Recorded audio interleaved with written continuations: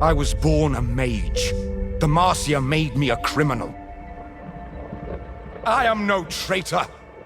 I am the true Demacia. Only sheep need a leader. Chains build revolutions, one link at a time. The Great Mage Rebellion starts now.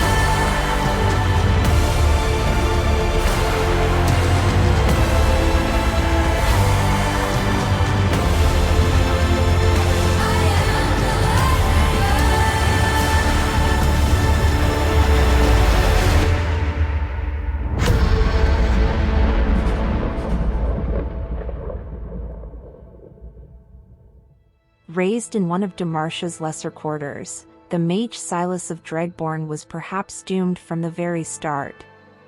Despite his family's low social standing, his parents were firm believers in their country's ideals. So when they discovered their son was afflicted with magical abilities, they convinced him to turn himself into the kingdom's mageseekers. Noting the boy's curious ability to sense magic, they used Sylas to identify other mages living among the citizenry. For the first time in his life he felt he had a future, a life in service to his country, and he performed these duties faithfully. He was proud, but also lonely, forbidden from associating with anyone but his handlers. Through his work, Sylas began to notice that magic was far more prevalent than Demacia cared to admit. He could sense glimmers of hidden power even among the wealthy and prominent, some of whom were the most outspoken decriers of mages. But while the poor were punished for their afflictions, the elite seemed above the law, and this hypocrisy planted the first seeds of doubt in his mind. Those doubts finally bloomed in one deadly, fateful event, when Sylas and his handlers encountered a mage living in hiding in the countryside. After discovering it was only a young girl, Sylas took pity on her.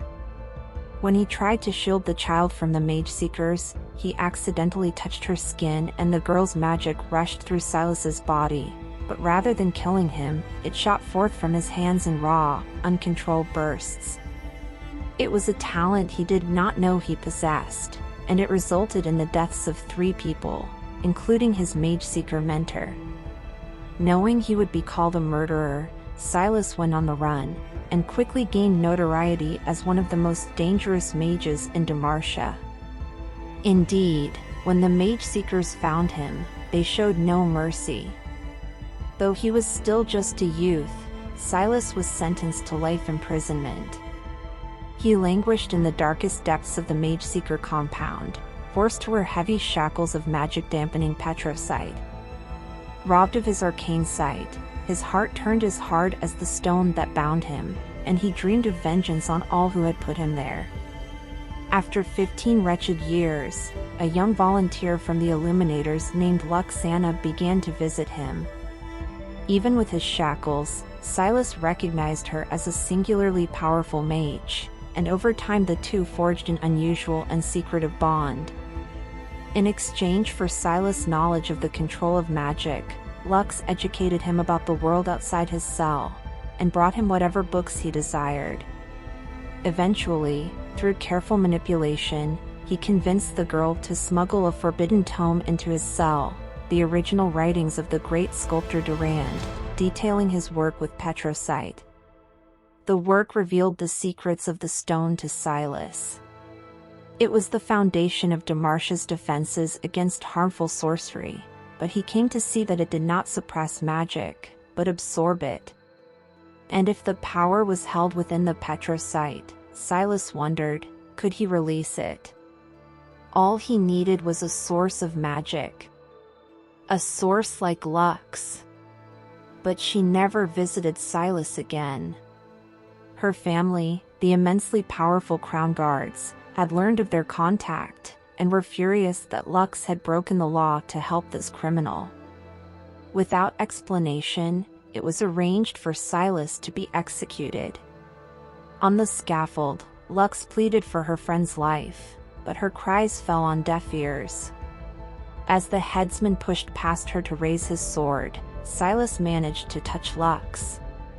As he had predicted, her power surged into the Petrosite shackles, ready for him to unleash, and with that stolen magic, Sylas blasted his way free, sparing only the terrified young Crown Guard.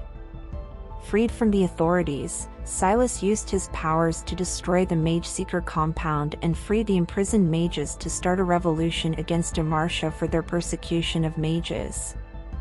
He led them to the royal castle to capture King Jarvan III and publicly humiliate him, but to his surprise the king had already been killed before he arrived. His son, Prince Jarvan, blamed Sylas and the mages for causing the death of his father, while Sylas decided to humiliate him instead. Sylas tied Jarvan to a chair and forced him to eat a rat to reflect the terrible conditions experienced by the prisoners of the compound, but Lux came to stop him, with her magic suppressed after drinking a Petrosite mixture. She shot a crossbow at Sylas and stabbed him in the foot before releasing Jarvan. The dauntless vanguard arrived in time, led by Lux's brother Garen. Lux warned Garen to avoid letting Sylas touch his Petrosite armaments, so Garen grabbed an axe to strike him. Sylas counterattacked Garen by absorbing the magic of one of his downed allies, but Jarvan put him at a chokehold to avenge his father. Sylas was outnumbered by the Demacian army, so he told his allies to retreat into the sewers to escape Demacia. As he began to leave, Lux tried to warn the mages not to follow him. They asked if she would hurt them, but he told them that there was no need to worry about her because she wouldn't hurt an innocent. Due to Jarvan blaming Sylas' revolution for the death of his father, he enforced a zero-tolerance policy towards magic in Demacia, causing innocent mages in Demacia to be sentenced to merciless treatment by the mageseekers. Sylas left the Mageseeker compound not as an outcast, but as a new, defiant symbol of the broken and persecuted in Demacia. While traveling the kingdom in secret, he amassed a following of exiled mages. However, perhaps he always knew that even their combined power would not be enough to succeed in toppling the throne. Which is why, with a band of his closest followers and several hardy oxen, Sylas eventually journeyed over the northern mountains to the frozen tundra of the Freljord.